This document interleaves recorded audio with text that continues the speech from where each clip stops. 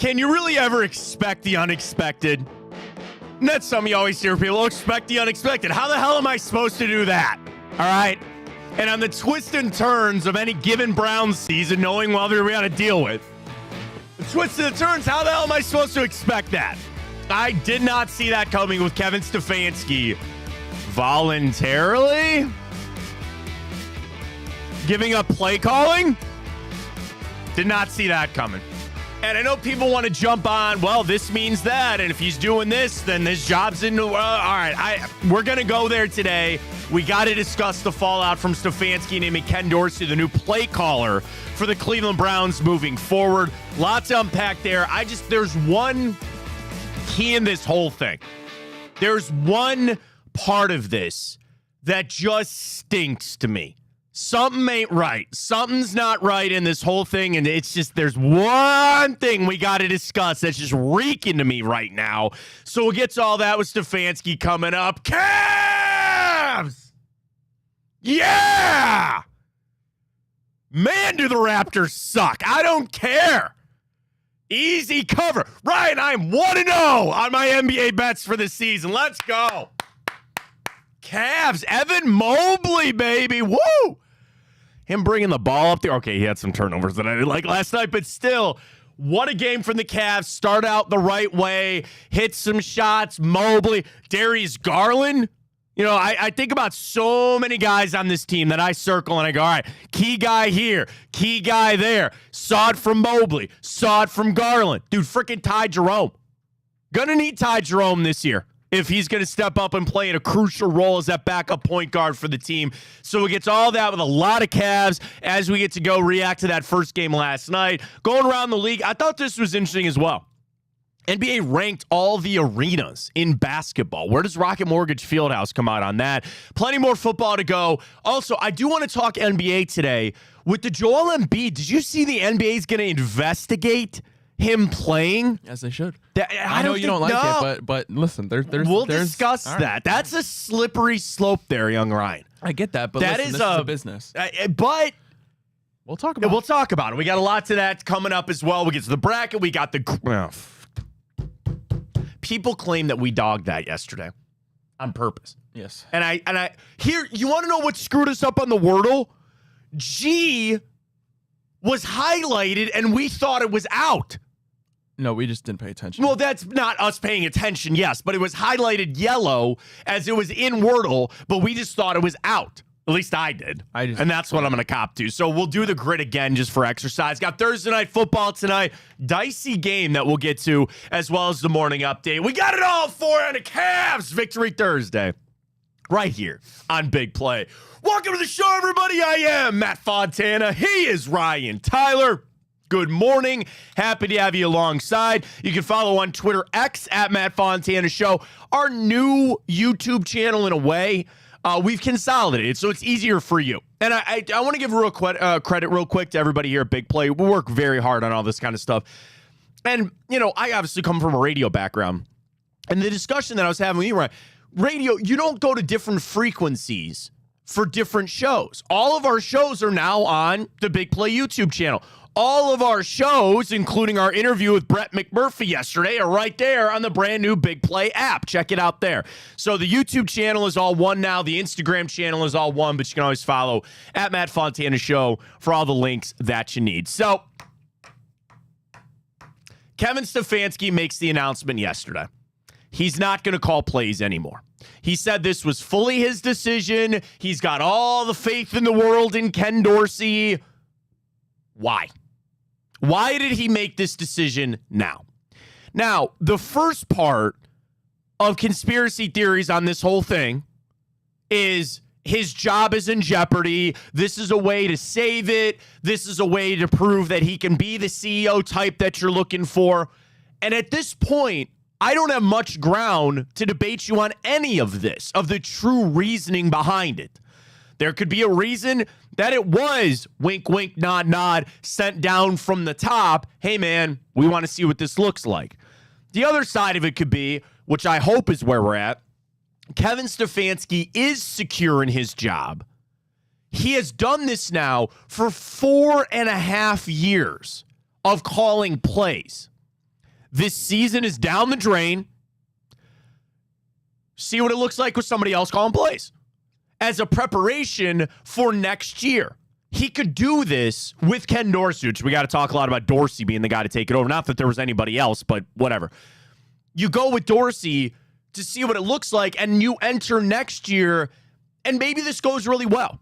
And maybe this is exactly what you hoped. And now Kevin Stefanski is open to that idea next year. And it's just preparing him for a long future of being the Browns head coach. That's what I hope is happening. Now, the other side is he does it doesn't go well, and he just takes it back over next year with whatever quarterback they want to trot out there. I can't jump on this is the beginning of the end for Kevin Stefanski. Again, I've got nothing much to argue with you that it's not. I guess I am just hoping that is not the case. But I had a saying, shout it to Jason Gibbs. Gibbs works, Cleveland Browns Daily, Browns network producer, all that. Gibbs was my first boss in radio. And he gave me a piece of advice a long time ago I will share with everybody there. And he goes, Matt, once they start taking things off your plate, they usually don't stop. And that was a piece of advice to a 23-year-old kid that started out in radio. And the premise of that is always work, always be taking on more. Now, again, you got to do it well. You can't be a jack of all trades, master of none. You can't take all this work on and be crappy at doing it. But what he meant was once you start giving them the idea that they can take stuff off your plate, that's how again, I was part-time. So he was like, you're not going to find hours. It's going to be hard if you keep saying no to things. So that did stick in my mind of now that he's opened this door, that next door is taking away the last thing that he does, and that's being the head coach of the Cleveland Browns. And I understand the Haslams can be impatient. This is another big crux of this debate, argument, whatever you want to call it. Have the Haslams become more patient in their ownership? When their first mark was firing a guy after one season. One season, they fired a guy. And then they run through all this other stuff. They gave Hugh Jackson a contract extension for him to coach like 8 games. I don't think it was 8 games, and they fired him. That's another thing about Stefanski with the contract, man. They've done this before. They'll fire a guy right after they give him an extension. They don't care. Have they learned, though? Have they become more patient? The Maras come out yesterday and they say, nope, we're all in on Joe Shane and Brian Dable. We're all in with them, even on a rough start. Is that something that the Haslams need to come out now and say, nope, we're all in with Kevin Stefanski and Andrew Berry? I think we're almost at that point. Now, we're to the bye week coming up here where they are going to come and speak as they normally do at the bye week, give the state of the franchise. I'm sure that'll be a must listen, all that. But there is that missing piece of the public backing of Kevin Stefanski. So I wonder, as he takes the play calling off of his plate, does that then put that in their mind? Or is it truly, I need to fix the mistakes on this offense? I can't be calling plays while we are making egregious mental error mistakes, not lining up properly, penalties. I've now got to focus on this. Because the other part, he doesn't need to go to the defense. This is not a head coach that has to now insert himself in 5 different areas on the team. Jim Schwartz has got the defense. Now, you might laugh and say the defense sucks, and maybe he does need to go over there. That's not the dynamic at play here. That's not what it was set up to be. It's not what it was last year. Jim Schwartz takes care of the defense. Bubba Ventrone takes care of the special teams. Now that Kevin Stefanski doesn't have to call plays, I almost don't want him inserting himself. Those guys have got to get that figured out. Now, again, defense, special teams, maybe not playing up to the level that you'd like him to. What's he going to do? Walk over there, start stepping over Jim Schwartz's shoes, telling him what to do? I don't think that's happening. So if his sole focus is still the offense, maybe it is just about, I need to focus on these guys not making these mistakes. Then enters Ken Dorsey. Are you really that intrigued to see what Ken Dorsey can do with this offense? I'm not. I had to read all these tweets about, man, Josh Allen got better after he left. They fired him in Buffalo and things got better there. That's the guy that you're turning things over to now? You're really that intrigued? Because there's two reasons you do this. It's either you really need to itch that scratch that itch, that scratch, whatever you want to do. You got to scratch that itch that you really, really want to see what Ken Dorsey is doing, or Kevin Stefanski knows I'm not doing a good enough job. Now, that also signals to the franchise, this is team over self, right? This is me taking a step back, maybe jeopardizing my job, but this is truly what is best for this franchise moving forward. I think that has to carry some weight when it comes to deciding about him being your head coach or not. But then the thing that stinks. This is like the salmon your coworker put in the microwave, and you go, who did that? That's that tub of pasta salad or potato salad that was in the back of your refrigerator for 6 months, and you open it and you go, good God. If you're a fisherman and you forget to empty the bait well, that right. I've smelled some dirty things in my life, man. When you forget to empty that bait well, leave it especially in the summer, overnight on the boat, that's this level of stink. Do you want to know what it is? Jameis Winston. Now, I know Jameis smells very nice. What I'm talking about is, why would you make this move now with Jameis Winston, your starting quarterback? Exactly. Don't you want to see Stefanski call plays with Jameis? Doesn't he want Jameis, a quarterback that seems to fit the mold of more of what Kevin Stefanski has had success with? That's my biggest... What's going on with that? Now, if you wanted to start Jameis and play a couple more games out, I didn't look this up, and I'm sorry I didn't. When's our bye week, right? How many more games do we have till our bye week? Was it 3, right? 7 games in. We got 4 more games to go. 4 more games to go. You got the Ravens. You're home against the Chargers. No, then the bye. Yeah. You're right. I'm sorry. I'm looking at the short week where we got Thursday Night Football. You got 2 games left. Why would you not put Jameis in there for 2 games and see if Kevin Stefanski's got it cooking or not? I don't really think you have to think about that this hard, Matt. Why? Because you know it's not his choice. Like, let's not pretend. I'm not going to listen. I don't want to believe. Well, okay, then he's a liar. Then he's a liar, and a lot of people wanted to jump on to. You're calling him a liar, but at the same time, you have to praise him, right? Because you were just talking about the other instance when he came out and said it's his choice to start Deshaun Watson. No, it wasn't, and you agreed with me, and you said it's obvious this was not his decision. Same thing. He's putting team over self.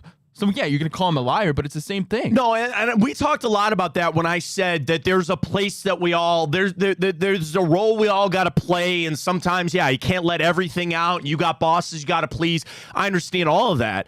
But a lot of people wanted to jump on. If you were going to take away play calling, take the job away from, what's the point of him being here? Matt, and now we're here. Because it doesn't make sense. Now we're here. Why would, please try to give me one sense of why I can't even speak. I'm so flustered. Why this would make sense. You bring in Ken Dorsey specifically to work with Deshaun Watson to make him better, to tool the offense around him. Oh, now he's out for the season. Okay, now we're going to bring you in to call plays. It makes no sense. So it's not Kevin's choice. Unless I won't listen to that. Kevin wants to prove there was nothing that I could have done with this. Now, it'd be different again if Watson was in there, because then you got a true apples-to-apples comparison. Watson's in there. Dorsey's calling plays. It still sucks. Well, then we know it's not Kevin. If A equals B and B equals C, then A equals C, right? Like, that's what you're trying to figure out on this. You want to get real conspiracy here? Go ahead, hit it. I don't know if the button's... Damn it! That's all right. There it is. Hit it again. I'm listening. Okay, Jimmy's already made up his mind. Bigfoot's eat their dead. What? I'm sorry, go ahead. Jimmy's already made up his mind. He's out on Kevin, okay? He knows after the season Kevin Stefanski's not going to be the head coach. I'm just saying this is a conspiracy. Let's say he believes that. He doesn't want Kevin Stefanski to go out here and prove that he can run this offense with a competent quarterback in Jameis Winston, because he's so worried about this being this giant mistake with Deshaun Watson that if he fixes it, then he's going to realize, oh, I can't fire this dude. Well, the other side of it then would be is if he knows he's firing Kevin Stefanski, you better give a guy a little audition here to maybe be your OC next year. Ken Dorsey ain't gonna be your head coach, but like maybe give him a little OC run here to see what he looks like as a little audition. Jimmy meddling his greasy old hands in the pot. I mean, again, And the other side, and I sent this conspiracy theory out to you yesterday. If Kevin Stefanski was worried about his job, he would want to keep play calling, right? So he could impress another employer. Now, a thing I've seen a lot of on Twitter, which is right, Kevin Stefanski could walk at her. Danny had a great tweet yesterday, and he's right on about it. He goes, Kevin Stefanski, there would be coaches that would get fired. There would be teams that would fire their coach today. Yes. If that meant they could hire Kevin Stefanski. So if he's already got that cachet built up, all he would do is hurt it by continuing to call plays and moving forward on it, right? I'm not listening to that, though. You don't listen to that? There's All no right. way, because if we're talking about Kevin Stefanski doing what's best for the team, if he knows that he's the best play caller, why would he do that? That's my problem. I think the best thing for the team is him calling plays, which is why I don't understand this. Because me and you were saying the both. I'm telling you, it's not Kevin's choice. Obviously, I can't confirm that. I don't have inside sources in Berea. Would never, but it's the same thing with Deshaun. You know, Matt. here's the thing. It doesn't There's take some things that you would leak out. There are some things that you would let leak out. That is one thing unequivocally you can't.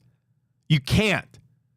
Now, as we all know how Brown's season goes, there's all this. There's a playbook, man. And here we are. Do you know what a part of the playbook is of a dysfunctional Browns franchise? Is leaks.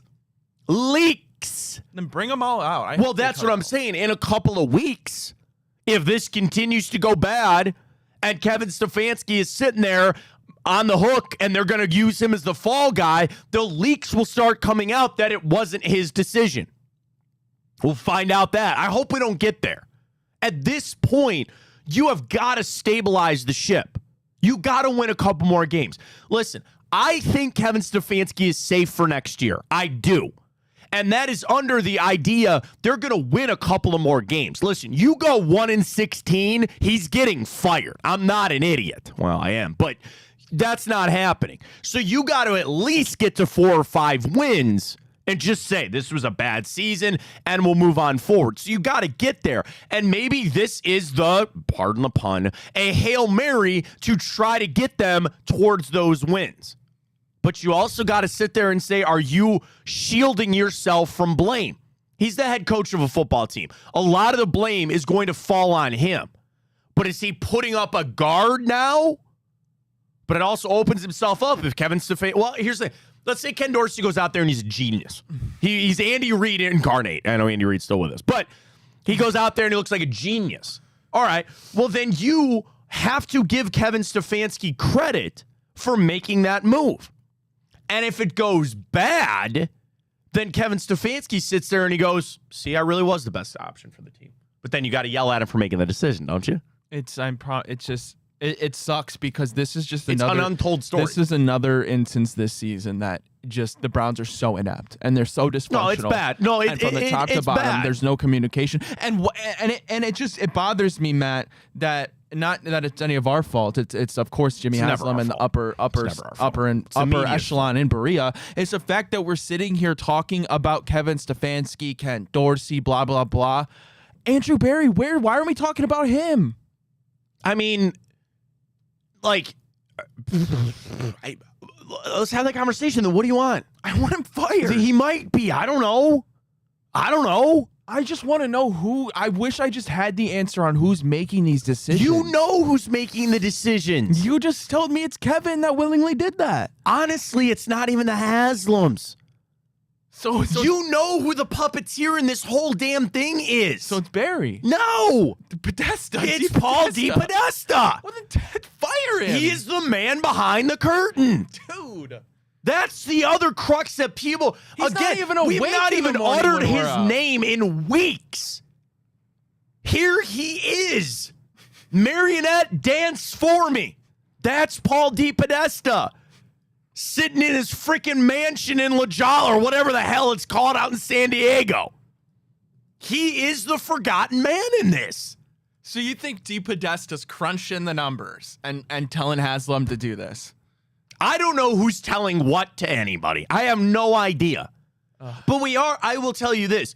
I know we love the conspiracy theories. We are dismissing that the God's honest truth is Kevin gave this up. No, because you're not. But it's like, Ryan, you got to keep that open. There is a potential Because remember when they first brought Stefanski in, and after we made the playoffs in 2020, and we were in the stars, man, and we were feeling so good. What did everybody talk about? Continuity. And these guys don't have egos, and they're not bitching with one another. They're on the same page. They're doing their job. Like the cohesiveness that I thought we all had. They loved saying that. Maybe this is truly what that is. No, why? This is taking the ultimate sacrifice. This is falling on the sword for Kevin Stefanski. Maybe that's it. I don't know. Why would he give up play calling now willingly when Deshaun Watson, like I said, you brought in Ken Dorsey specifically for him. Now he gets hurt. Now you're going to give up play calling when you finally have the chance to bring in a quarterback similar to Joe Flacco. You can actually run your offense that you won 11 games with last season. That's what it doesn't stink, just stink, Matt. It's smelling up the whole room. Like, it makes no sense. Now you're getting me into it, buddy. Now it doesn't make sense, and I'm not gonna. And I don't want to waste too much of my brain power. You on know what the next layer in this whole thing is? What's that? What if he didn't want Jameis either? What if this all goes back to he really wanted Flacco, and they go nope, and we're gonna bring in Jameis, and Stefanski goes fine. You're gonna run with Jameis, not my problem. That is to a level of dysfunction like. Bad. Like, that's really, and I'm not saying that's true. It's just got me thinking. Jameis comes in. You and I are sitting here saying, wouldn't he want to coach Jameis? Maybe he doesn't. Maybe he doesn't. I don't know. Because, and again, you want another little nugget to bite on over there, buddy? What's the one thing Kevin Stefanski hates more than anything in football? Turnovers. Do you know what Jameis Winston does? Turns the football over. And I love Jameis, and he's a friend of us here at Big Play, and I'm happy he's starting, and I'm excited to see what he's got. Maybe that's another layer to this whole thing. He never wanted Flacco Jameis. Was the same way, too, though. What's that? You knew Flacco was the same way. Yeah, I mean, yeah, you're right. You can't. Yeah, I mean, Flacco threw interception. I don't know, and that could be, that's loon, that's way out there. But I'm just saying, what bothers me more than anything is exactly what we're talking about. Why would he give it up now with Jameis coming in, unless the answer is he never really wanted Jameis? I don't know. I don't know. Again, we're just grasping at trying to get the answers to this. And maybe there is nothing. Again, maybe the simple answer is he knew he wasn't doing a good enough job, right? That is a self-reflection level that we can all hope to get to one day, is when he sits back and he goes, I know that I'm not doing a good enough job right now. And it's going to sacrifice this team, and I can't do that. Even if this enters the mind of the Haslams that they should fire me, maybe even if this gets to a point that it is detrimental for my job, this is what I have to do for the team. We got to leave that door open. As much as you don't think it might be it could be. But if you were going to give up play calling, wouldn't you at least, like you said earlier, you would go to the bye before you do that? That's kind of what I wonder. It doesn't make any sense. You're not even giving yourself a chance. And if you were the head coach of the football team and you know that you can call plays, that's why you hired him. Well, I mean, the thing is, you have what you're doing here is you're just lumping the changes together. Now, again, you might say that's a bad thing. Like, let's just get Jameis in there first before we throw something else on him here. Now, Jameis is a veteran, and he's played a lot of football, so I think that maybe lends to it. But if you sat down and you said, well, now is the time to make the change because we're already making a change. You know, you're going to go tear the bathroom out. Well, you might as well go do the kitchen while you're at it. That's right. We're starting the whole project now. And what they do from here, I think, will tell the story. Is there a chance they fire Kevin Stefanski in the season? Sure. You go out there and you lose 56-0 to the Ravens, it's going to be a bad Monday. It's going to be a bad Monday. Okay, another conspiracy. Go ahead. Hit it. I haven't heard it in a They're while. giving it...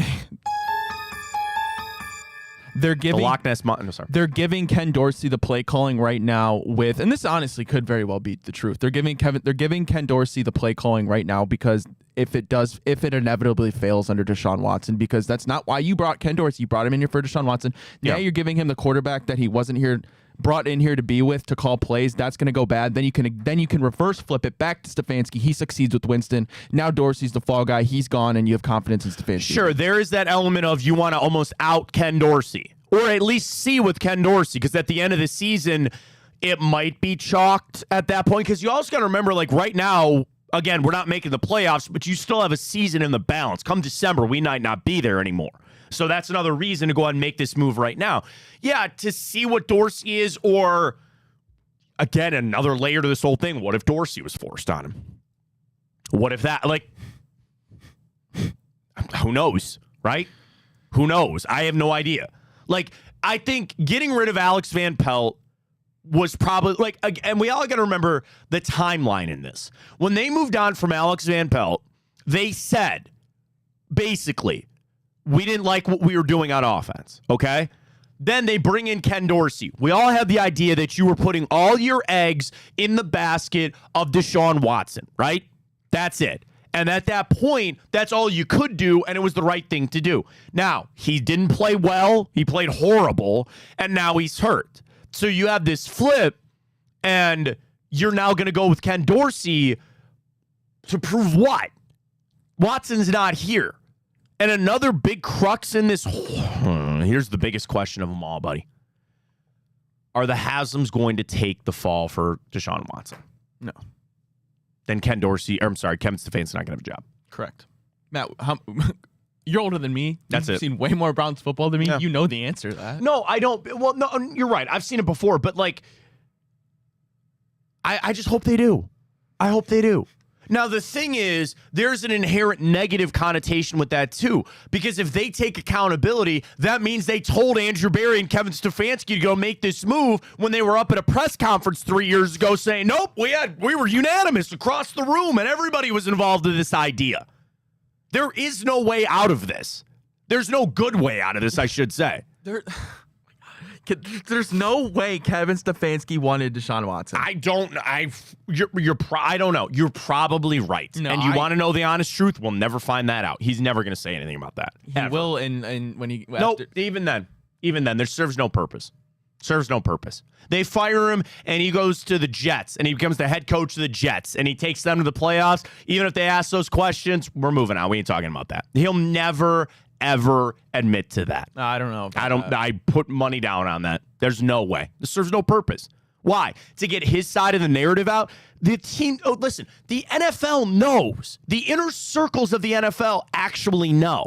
So what purpose does it serve to get it out in the public? A lot of things that serve no purpose, Matt. I guess. I mean, at the end of the day, the question is, you asked me this morning, do you like him? And absolutely not. I do not like Kevin Stefanski giving up play calling. The question is, do you believe that this is the first step in him losing his job? What? Somebody put an elite Game of Thrones meme. But you wouldn't understand because you're not cultured. I don't watch Game of Thrones. You're right. To be honest with you, I probably won't ever. Everybody hated the last season, right? I haven't got there yet, but it's the best show I've ever watched in my life. Really? Hands down. Wow. It's honestly not even close. Really? Yeah. I saw a promo for Severance with Adam Scott. Their second season starting. I'm a little intrigued. I'm all in on Penguin right now, so I got to wait for Penguin to wrap up. Severance might be on the list, though. Looks pretty good. I can't sit here and live in this world where... Speaking of Severance pay. Where we're going to be sitting here next season and we're sitting here watching Mike Vrabel be introduced as the next head coach. He kept getting brought up yesterday, too. And, yeah, that's an intriguing one. You could fire him tomorrow. Let's go. It's Vrabel now. Good. We all thought Jim Schwartz, but Vrabel he got brought up a lot yesterday too. And I think I just, what would be the statistic on firing a coach the year after, not Matt Nagy. He got another year, but firing a coach the year after they win the coach of the year. They're not going to do that. They can't. Matt. There's no way. I don't even want to think about it. It's going to make me sick. I truly don't even want to think about it. Because that would set this franchise. I know Watson, nobody survives a rebuild. I got to remind myself that. Nobody survives a rebuild. A good rebuild is tearing it down. If that's what we're sending. I'm telling you, I wanted to be able to vote Jimmy Haslam out of office. Can't do it. If everyone boycotted the Browns for a year. That ain't happening. Drennan had the clip yesterday, man. We are indebted to this team. We can't help it. Spend our money. We go down there. Hey, man, that ain't happening no more. It's where we're at. We have signed up for hell, buddy. And we're not even through it yet. So we're at with the Browns. Other news yesterday, we heard from Jameis. I know he's all excited to go. Injury front. Quentin Jefferson just missing practice. Are they going to trade him away? I have no idea. But that's it. We're with the Browns. I'm sure we'll revisit this a little bit later, but we got to talk some Cavs. Nice. Hell of a win for the Wine and Gold last night. I really think the Raptors just suck. I think they are really bad. But, hey, what are you supposed to do? Win by 27? And that's exactly what they did. Cavs get it done, or whatever it was, 24, 26, whatever it was. Evan Mobley, 25, splashed a 3, and he's bringing the ball up the court a little bit. Garland only had a quiet 7, but I thought they were talking about the broadcast. Doherty and John Mike were talking a lot about how Darius got some of the muscle back. He got the 15 pounds back that he finally lost from the jaw. Donovan Mitchell was electric. Everything that my guy, Karis LeVert, off the bench scoring a little bit. Went deep into the bench to start, and then he played, 10 guys in that first half. And that was a nice game that you were able to I know it was a close first quarter, and I was sweating that 6.5. But you blow them out in the second quarter. You take care of business down the stretch. Dude, 136. 136.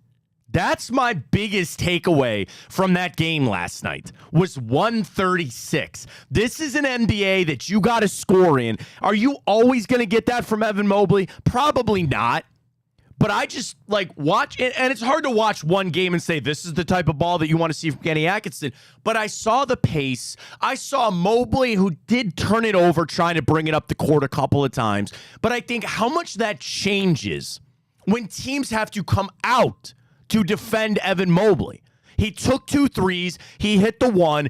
If he can just provide the threat of an outside shot, or the threat of him having the ball in his hands outside of the three-point arc, I think that changes a lot for your spacing, what you can do for Jared Allen. How many times, and again, with Darius Garland, 6 assists and a couple of really nice dishes off to Jared Allen down in the post.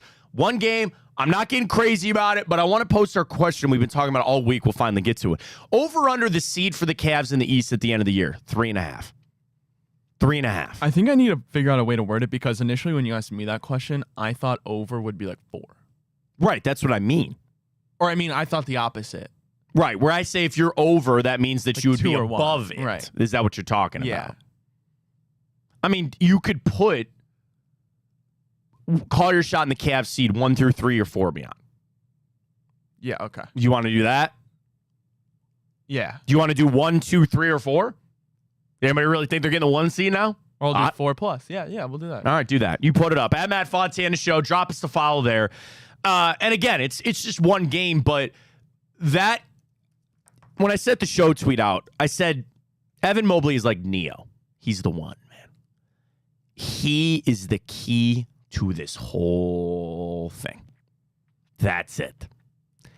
If he can be the kind of guy that we saw last night, that we think he can be, there is your future. Now, this will be Donovan Mitchell's team for as long as he's here. And Donovan Mitchell is an elite player. You want to go where we want to go? It's on Evan Mobley. And you still could use Jared Allen, and you could still use Darius Garland for all the things that they bring for you. You want to go, it's going to be on Evan Mobley. And if he can show the offensive game that he did last night, now we're talking. Now we're starting to get things, shaped up the way that we want. Now, there will be changes. And I think there's a nervousness, but there's got to be an excitement about it too. You have 2 stalwarts. There are 2 guys unequivocally that I know are on this basketball team. That's Evan Mobley and that's Donovan Mitchell. I know Garland's contract. I know the little window the Cavs could have to trade Jared Allen. And who knows? They could come back and tell me this all works. But at least you're starting with what I think is a strong base of what you need it to be. Now, again, I don't want to jump on one game with Evan Mobley, but Evan Mobley is what today's NBA is built around. You need to have length, you need to have floor stretching, and you need to have an outside game. And I don't want to look at Giannis or Anthony Davis or even Joel Embiid. We'll talk about him in a second. I'd like him to get to those levels. But you talk about a combination of a 7-footer, or damn near, with Evan Mobley, with a dynamic guard like Donovan Mitchell. That's today's game, is it not? Is that not what everybody is searching for? And it's still the wings to a point. You know, there was a time it was LeBron, right? You wanted LeBron and Kyrie. That's why I'm so, again, championship is great. That was meant to be a 5 to 7 year run of those guys being together, because that is what the NBA searches for. A dynamic guard with a wing or bigger guy that can score. You fill in your three-point shooters, you fill in your bench, but you have the beginning of that. You have it with Evan Mobley. That's why he's everything to this team right now. Donovan Mitchell's going to do what Donovan Mitchell does. He's going to put you up 20 every night, almost damn near, right? And you'll have your games where Darius Garland goes off. You'll have your games with the Jared Allen that goes off. Sure, fine. But the key to all of this is going to be Evan Mobley. And that development under Kenny Atkinson, which I think was a big part of his job, but changing what you're doing is you're shaping this right now. And I hate that clay analogy with sports. You got this clay, you got to mold it, you got to shape it all. But Kenny Atkinson's got to put his thumbprint on what this team is going to be and what he needs to see out of it. It's still always going to be led, in my opinion, by Donovan Mitchell. But if you have Evan Mobley being a driving force that takes things off Mitchell, it opens everything up for everybody. That's all under the guys that I think the Raptors suck. They're going to be maybe a 25-win basketball team. And I know RJ Barrett was out, and Scotty Barnes, they're big. The Raptors are not good. And they played hard in that first quarter, and the Cavs came out and just smoked them, and they went on to a nice win. Great. I'm not wishing away 20-point wins. That was fine. And also, you look like an elite team. What is an elite team supposed to do when they play with the Raptors? Beat them by 30. Beat them like you're supposed to do, and that's what they did. And also, it's great. You didn't have to play these guys. Nobody played over 30 minutes in that game last night. You got your other guys out. You get some run for Tyson. You get some run for Ty Jerome and all that. Perfect game for the Cavs. A perfect start to the season, Ryan. Yeah, I mean, it's nice to see, and it's nice to see it happen in the first game and it all coming together so quickly. But this is what we expected, right? That's why you brought in Kenny Atkinson. Essentially, you put the blame on J.B. Bickerstaff, not bringing in a single free agent, bringing in Atkinson to develop Mobley. You already know what he was defensively, but now we needed to see it on the offensive side of the ball, and we talked about it, is the heights that you want to go to if you're the Cavaliers is going to happen because of this ascension of Evan Mobley. As good as Donovan Mitchell is, Evan Mobley, with his size, his length, if he's going to be great on offense, your offense is going to take that next step that you need to beat the teams like the Nuggets, like the Celtics, like the Timberwolves, the Thunder. That's what you need, and it's good to see it happen. Now we got to see it through a whole season. Well, and the other thing, Cavs got an opener here where they go Hawks. Oh, no, wait, that can't be right. Oh, I'm on the other side of things. I was saying that's not right. So you got the Pistons, Wizards, Knicks, Lakers, Magic, then a home versus the Bucks. Those are all, at least for the next two, should be winnable games. I know the Pistons, JB got them playing hard last night. You know, question about the Knicks. I think that's going to be your first real test. Lakers look fine. That'll be emotional seeing LeBron and Bronny coming back. But I got to say, I think it's going to be that. You know what? I take that back. I think that Knicks series next week is going to be a big one. Not even next week. What is that? It's Monday, is it not? Yeah, Monday. Monday will be there. So that's a game that I'm going to look at and go, all right, that's something for me now. Because it's going to be these little tests, but also knowing that the Cavs are going to be changing. They're like an ever-evolving situation right now. You're off to a great start, which, again, I love, which is awesome. But again, you want to start to get tested a little bit. And also, the message that you send to some of these other teams, how you play against some of these other teams. Because what I think has kind of failed the Cavs over the last couple of years was that a lot of the teams they ran into, they had a book on them, right? When you ran into some of these teams in the playoffs, they knew how you had to play. And you didn't have... Now, granted, we were injured a lot in our playoff runs. But, what was your little twist? What was your little thing that they didn't see coming? You went all out. You kind of beat these teams. I go back to that regular season game when we beat the Celtics in the regular season 2 years ago. Everybody was through the roof. This is awesome. This is great. All right, well, when you run into those teams in the playoffs, what else do you got? What else are you going to have to bring up to them? And that's just elevate and play and all that. Listen, I want to stack as many wins as we can. Our question is out about where you think their seed is going to be. I think they're a solid 3 seed. I really do. And especially now at the 76ers, with their injuries. They're getting after Embiid and all that kind of stuff. Yeah, the Knicks will get it back on track. Celtics look really good and all that. But these regular season games are going to matter more about me just understanding, are we on this right path? And the path's going to change. You jump back and forth, all that other kind of stuff. It's fine. But I'm telling you, man, last night was perfect for the Cavs. Great start. It's what we needed. Ryan, cast your vote. Where do you think the seed is going to be where it's all said and done? I'll go 3 seed. Yeah, I think 3 seeds where it's going to be at. I don't think you're going to win as many as the Bucks and the Celtics. Yeah, that's it. Call your shot. Repost. There we go. 3 seeds leading on our question right now. It's where we're at. All right, we got to talk about this. NBA is investigating Joel Embiid and the Philadelphia 76ers. So the reason is, as we know, Embiid has been hurt, and the NBA's put all these guards in to try to get these guys to play, right?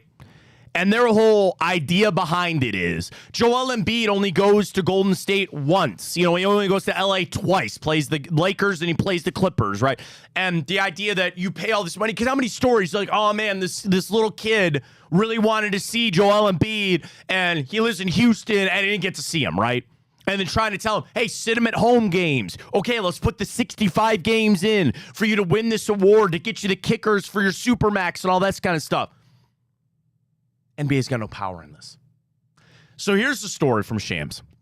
The NBA is likely to begin an investigation later this week into the Philadelphia 76ers surrounding the player participation of Joel Embiid.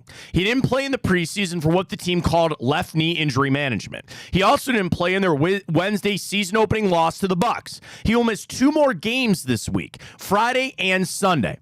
It is typical for the NBA to review a team anytime a superstar misses a nationally televised game as per that new player participation policy. 76ers said Embiid is responding well to his individual plan. He's going to ramp up his return to play activities this week, including going through scrimmages. How can the NBA govern this? Because here's what they open themselves up to. You got to play Joel Embiid. Hey, man, his knee isn't right. Don't care. Play him. Boop. Torn meniscus. NBA's getting their suit. You're getting their asses sued is what's going to happen there. You're also cutting your nose off to spite your face. Do you not want Joel Embiid out there for, I don't know, the playoffs? Why? Seriously. I think Adam Silver is really good at his job. He might be the best commissioner of the sports, right? Why do they care? Seriously. Why? And I got into some Twitter discussion with some people yesterday. A point brought up, go earn your paycheck. Okay. The NBA does not pay Joel Embiid. The Philadelphia 76ers do. So if the Philadelphia 76ers don't have a problem with this, why should the NBA get involved? Well, you know what? We got national games that people want to watch the superstars play. They're going to watch anyway. Are they not going to watch anyway? Okay, you did what you could to take away the MVP votes and to take away all NBA so they don't make more money. Maybe they should forfeit game checks. Somebody tweeted me that. Bro, they'll give that money up. They don't care. They make too much money as is. Joel Embiid ain't hurt. He will pay that money for him not to play in these games. Now, is there something about a legacy of wanting to play in these games to win MVP? You would hope so. But then also, aren't you diluting the sample size here? Aren't you taking out of the true NBA MVP? Now, again, you play in 40 games, you're not going to win the MVP. I get that. But how many guys should have made All-NBA that didn't? Donovan Mitchell should have been All-NBA. And also, these are legitimate injuries. I don't think Joel Embiid is hamming it up. Oh, my finger hurts. Sorry, I'm out. You got to put some faith in the players and the teams to do the right thing. And I think the players and the teams are doing the right thing. The 76ers want to win a championship. They cannot win a championship without Joel Embiid.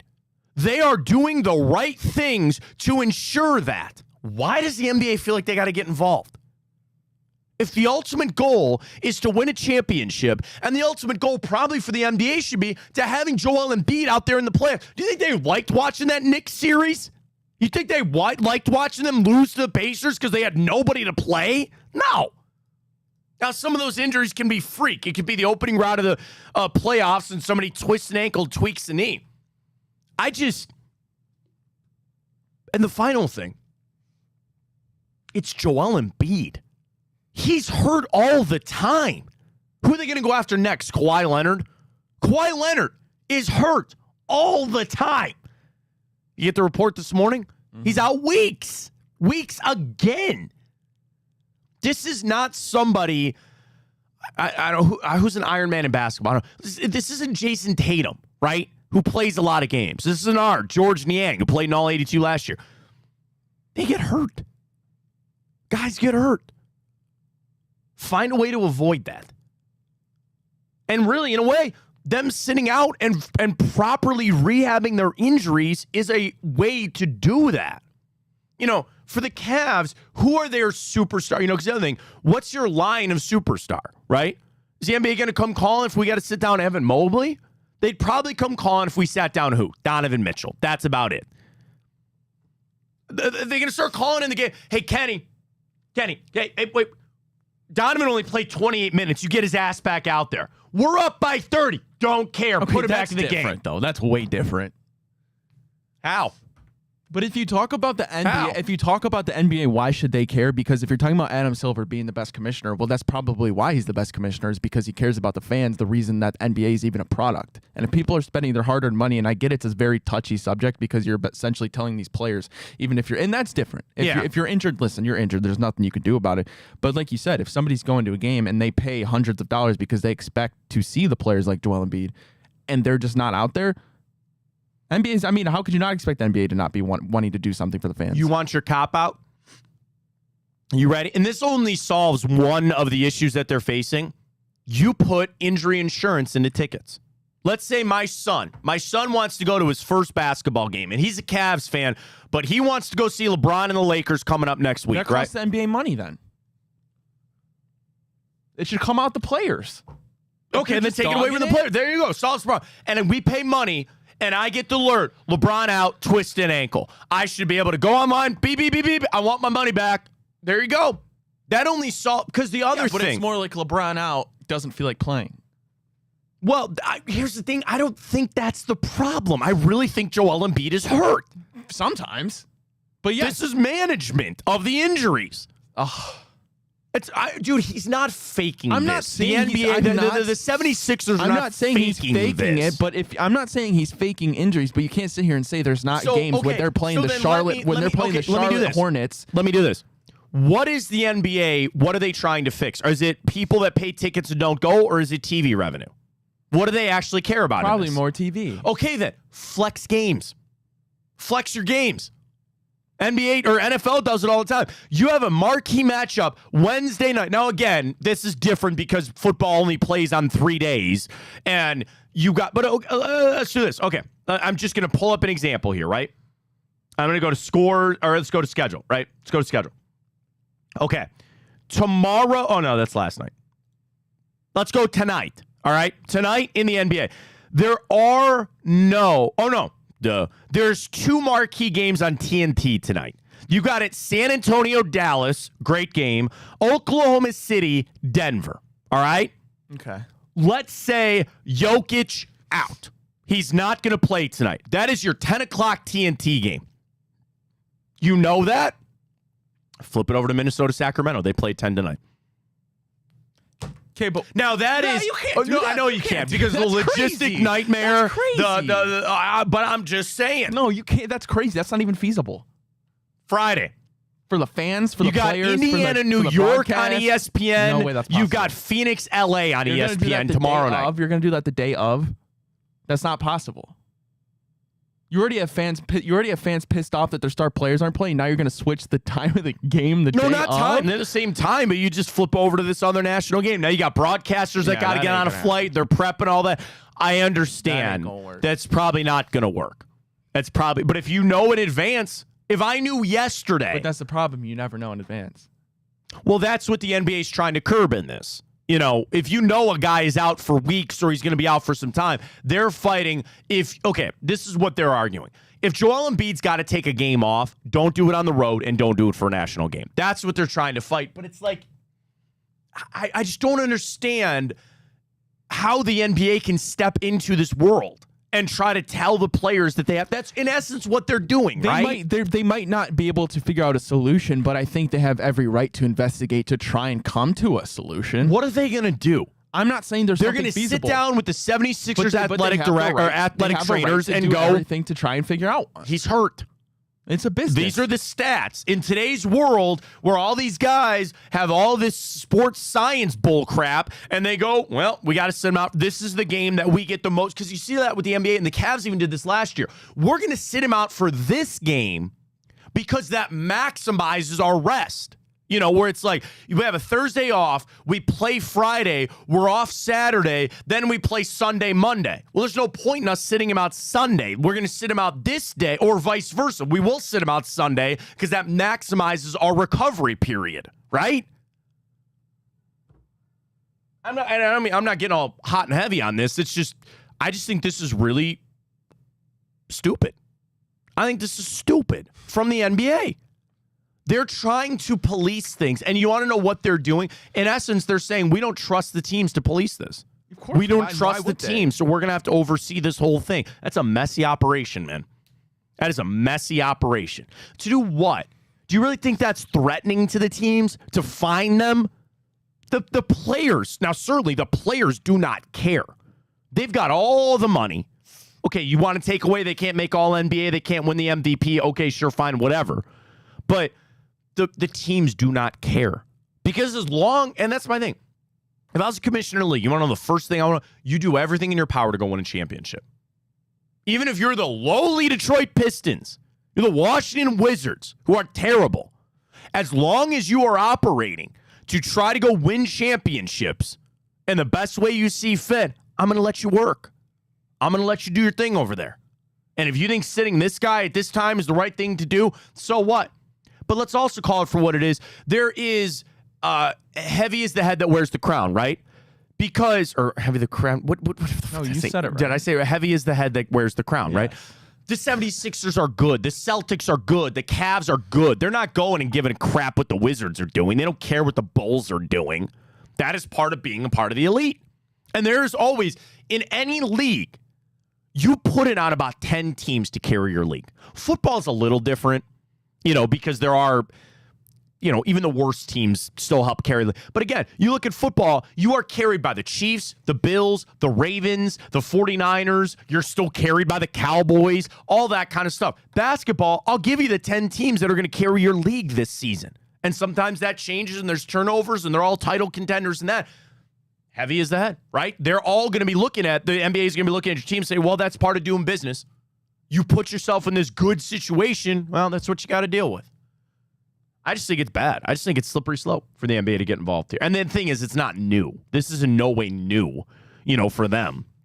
But I read that. I thought it was just really interesting. I thought it was really interesting on how they wanted to play that out. But oh, look, updated terms of service and privacy policy for Twitter. I'm sure there's a lot of good juicy. Do you ever follow those people that actually read all of those? And they're like, you know what you're agreeing to? And you're like, wow, I didn't even know. I don't got time for that. I don't even know. All right, let's do this. Catch our break coming up. We got the morning update. We'll get it in the grin, even though it's over. And I want to dive back into the Stefanski discussion in an hour or two. Our question is, did you like him giving up play calling? I think there's more layers to this whole thing than maybe that we know. We'll discuss that. We'll get rolling with it coming up here on Big Play. Folks, follow us on Twitter and Instagram. Well, Instagram's going to go over to Big Play Network. You can follow the Big Play Network on YouTube as well. That's our new streaming site. But you can always follow us at Matt Fontana Show and download the brand new Big Play app. What I love about the app is you get all the interviews right there. You get all the shows right there. New episodes this week. Us, Hanford, our guy. The Tailgate Show, Enter the Jungle, Jameis Winston Food Tours. It's all there. Felix Wright, Jamari Thrash, Travion Anderson. All the interviews are there for In the Big Play. It is brand new. It is free. Download it. And I got to tell you, some other big things coming with the app. The app might be the easiest thing for you. It's in iOS. It's on Roku. We're working on Android here. Eventually, we are going to be streaming there on the app side of things, so that'll make things easy. Our new basketball show, which is coming. I said new. Yes, I believe next week. Okay. I don't want to say anything. Don't say anything. Okay. But we have a little twist on Booby's World that I think everybody's going to love. So we'll have that coming up next week as we are ready to go. All our merch is there. Top dog, hand for Dixon. Go check out bigplay.com. You want to get involved in the horse racing side of things? By the way, there's some new horse racing content coming for everybody, which is going to be exciting. Go to bigplay.com/horse. You want to get involved there. And we got a new podcast that I will be a part of. Ryan's going to be part of it too. I know. You big horse racing guy, Ryan? I know you are. You're a part owner of a horse. Improbable Luck is your boy. There it is. There it is. So we'll get that rocking and going. We should get to our UFC picks as well tomorrow. Don't let me forget that. Huge fight this weekend. I don't even know who fights. Ilya Topuria and Max Holloway. Good fight. Plus, I got an upset call for you, buddy. You want to make some cash this weekend on the UFC fight? Bobby Knuckles. Robert Whittaker. Bobby Knuckles. They call him Bobby That's Knuckles, a man. Sick name. Do you want to know what his actual nickname is when he gets introduced? The Reaper. Yeah, he's a bad dude. I love Robert Whittaker. So let me get you on the UFC real quick on this. All right, you ready for this? He's got to fight Hamzat Chimaev, who he's like an up-and-comer, and he's a bad guy too. But everybody, huge. Dude, okay. Whittaker is plus 200 just to win that fight. I think you take him to knock him out. Chimaev does not have a good gas tank, man. Taking Bobby Knuckles in that one this weekend. It's going to be an awesome fight. So we'll dabble in our UFC. Here's the thing. It's at 2 o'clock on Saturday because they're fighting in Abu Dhabi. It's at 2 o'clock. I was going to my brother. I text all my brothers to go, hey, we're going to get the UFC fight Saturday. I'm coming over. My brother goes, it's at 2 o'clock. I'm like, damn it. But anyway, we'll get to our picks on that coming up as well. All right, catch up break. Come on back. Plenty to get to an hour or two. Stay with us. I'm Garage Beer, and this is Bobby Carpenter. Garage Beer. Beer-flavored beer. Beef with an F? Okay, my bad. It's crisp and cool, and it doesn't taste like ass. I'm Bobby Carpenter. I drink in garages because my wife says I don't belong inside. If you like a cold breeze on your bag, drink Garage Beer. It's American, and so can you.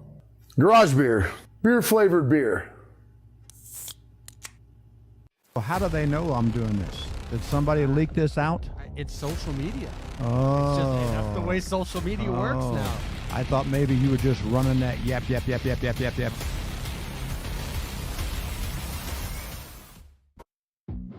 everyone, Tim Kitzrow from NBA Jam and NFL Blitz. You're listening to the best podcast.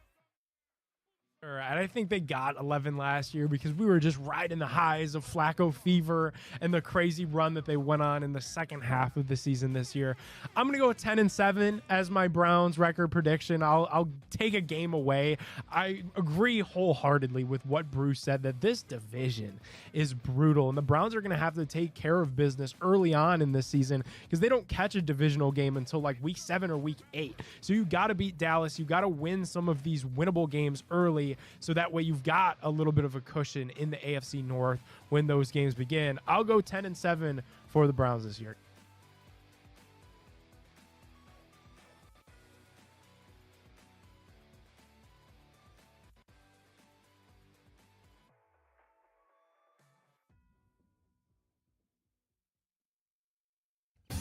I don't buy into this nonsense, this conspiracy nonsense that he's got his money and he's dogging it. That's ridiculous.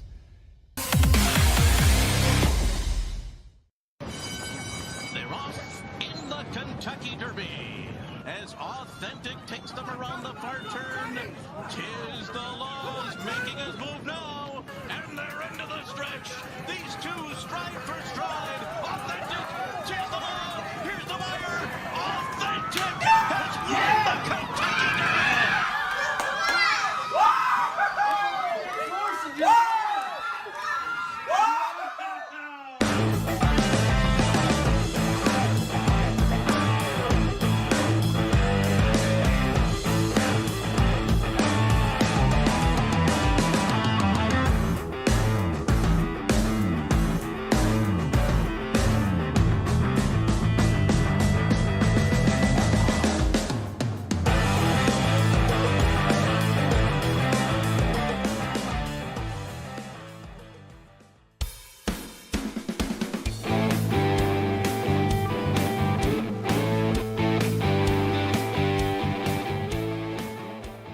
All right, welcome back. Fontana Show right here on Big Play, YouTube, Twitter, Instagram. It's all over the place. Check it out. We got the morning update. We got to get back into Stefanski. Grid, time up. A little Thursday night football. I'm a little nervous for tonight's game. Who plays? So it's Vikings at the Rams. I need Cooper Kupp to Okay, and he's playing. He's back. Yeah. Did you see the line? No. Okay, what do you think the line would be? Vikings are on the road. Okay. So I would say it's Vikings.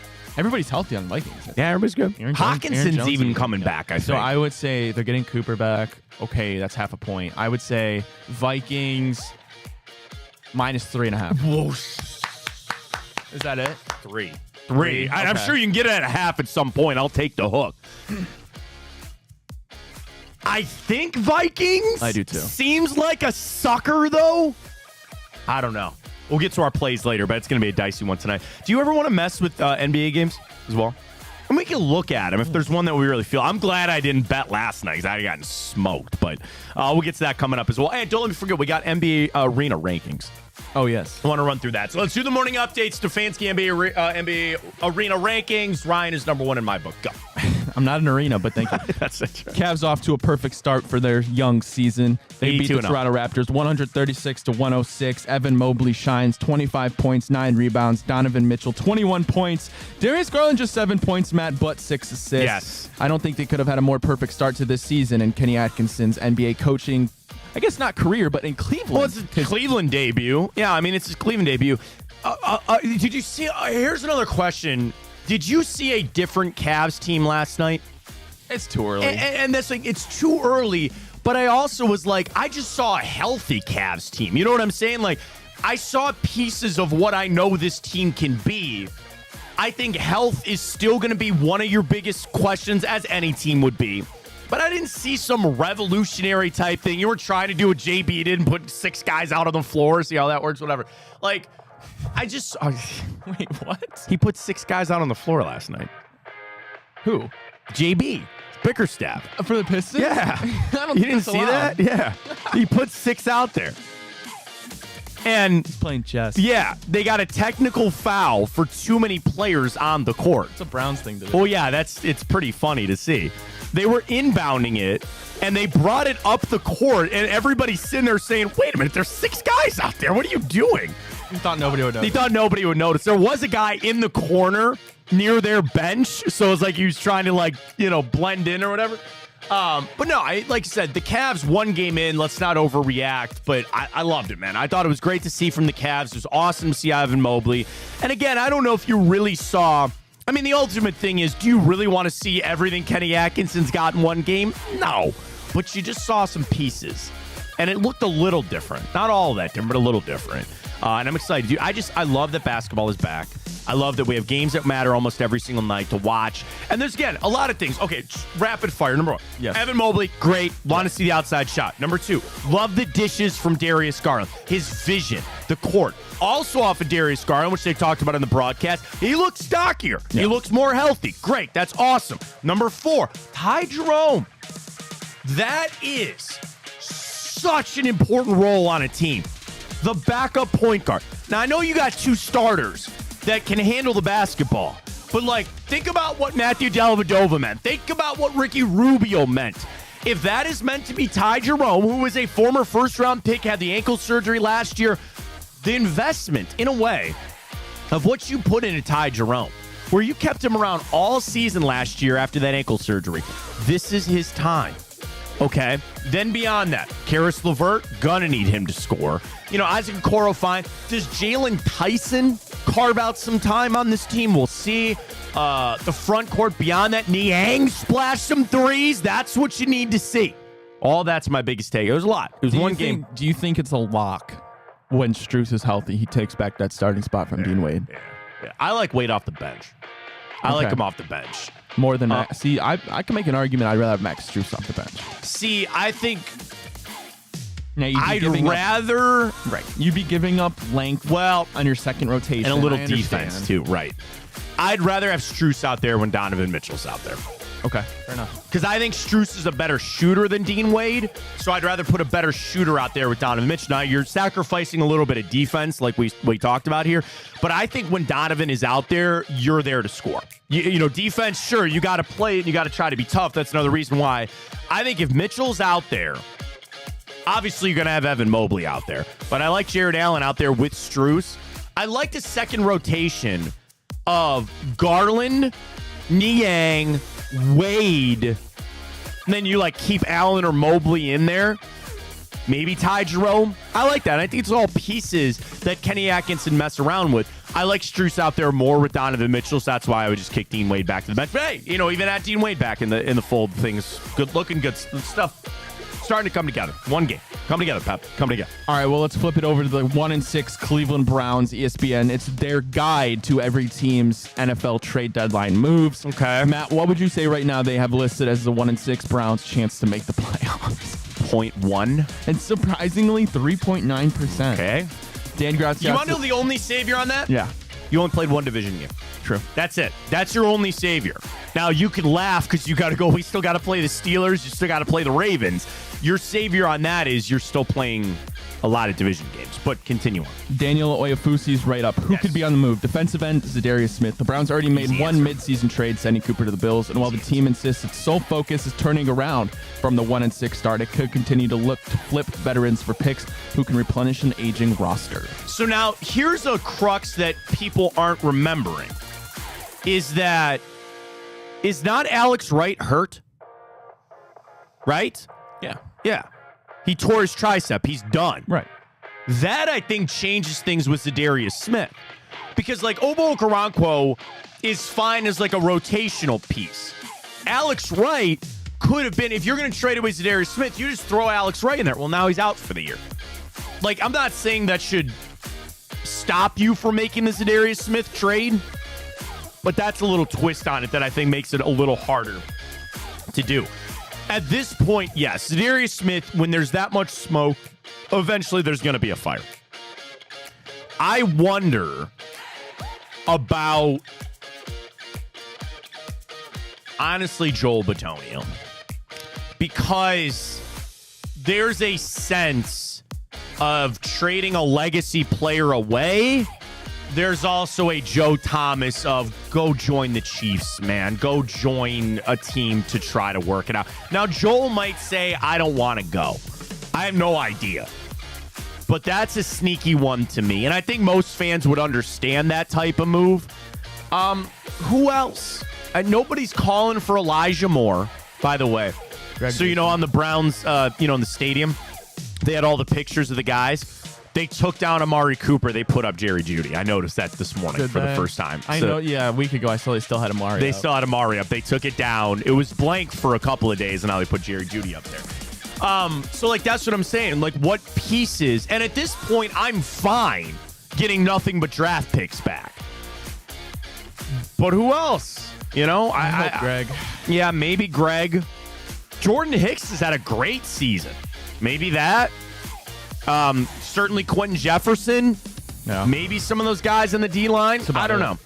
I mean, the thing is, there's a level of positivity to be had.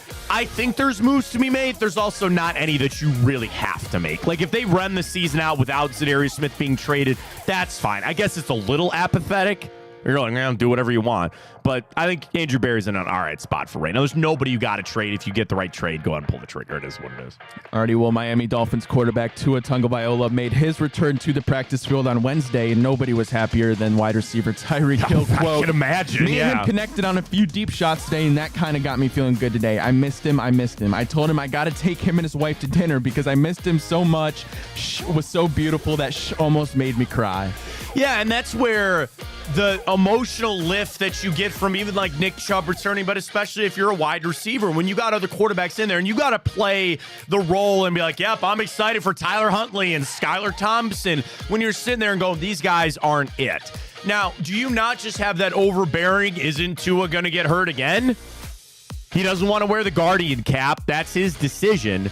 Just that overbearing of like how much long you feel like you got limited time with him until he gets hurt again. I don't know. But for Miami also, that they got to play damn near perfect on the way. They have dug themselves this hole.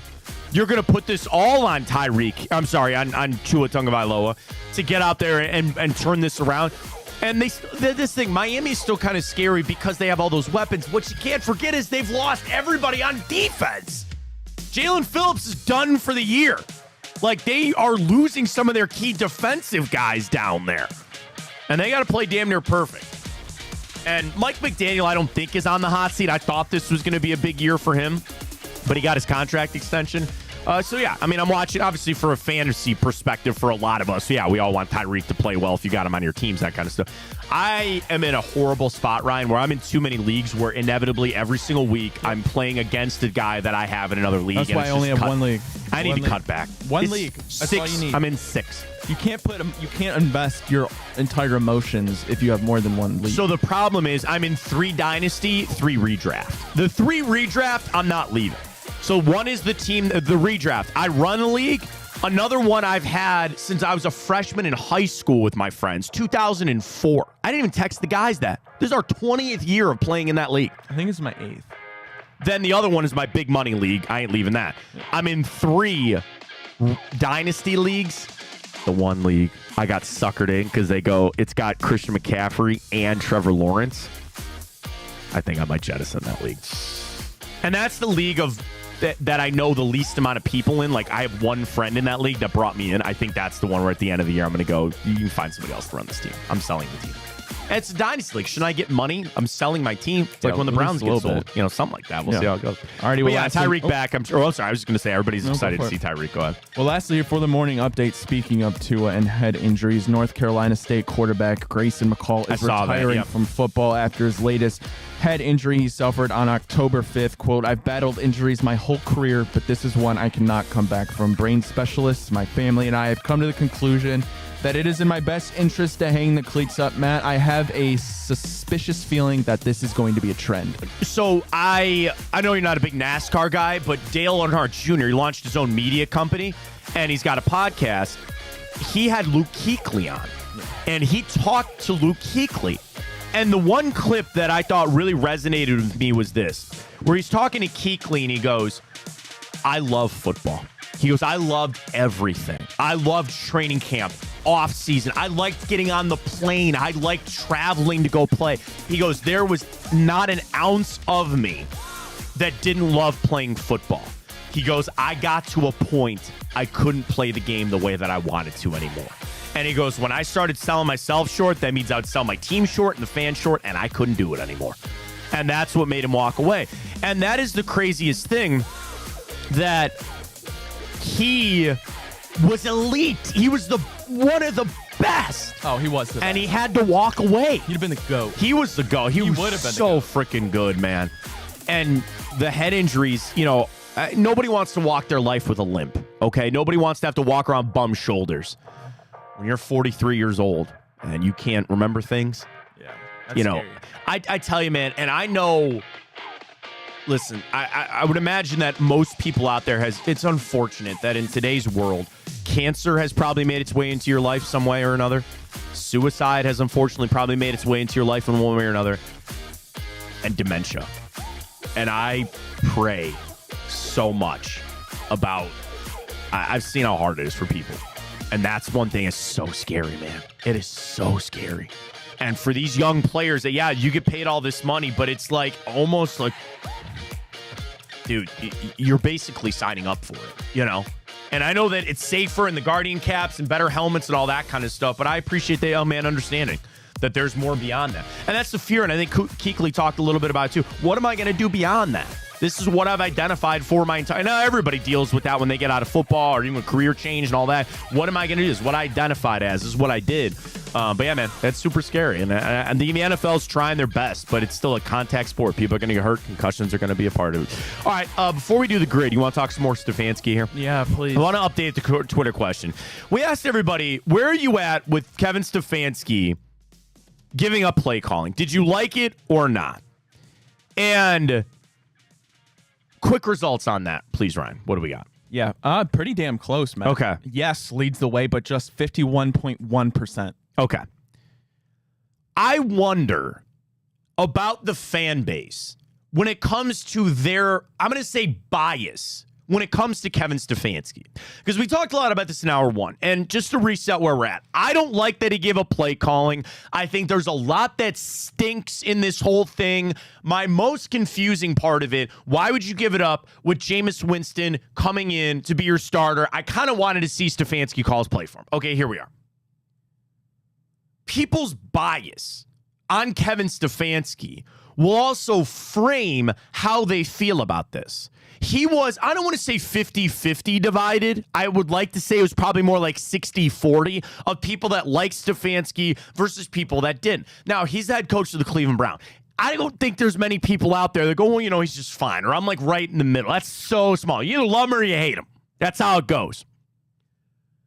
I wonder about the group of people that are Kevin Stefanski supporters, how they frame this, and if they feel that this was the right move. Because don't you have to go all in? And if you're a Stefanski fan, or if you're sitting there and saying, I'm all with him and I love, then you would sit there and instantly go, I hate this. I don't like this. But I feel like I got a big sense of people that were kind of okay with it. And it comes back to, are people ready to move on from Kevin Stefanski, or are they confident enough that he's going to keep his job, that this is a procedural thing for the best of the team, and he's going to be coaching the Cleveland Browns next year?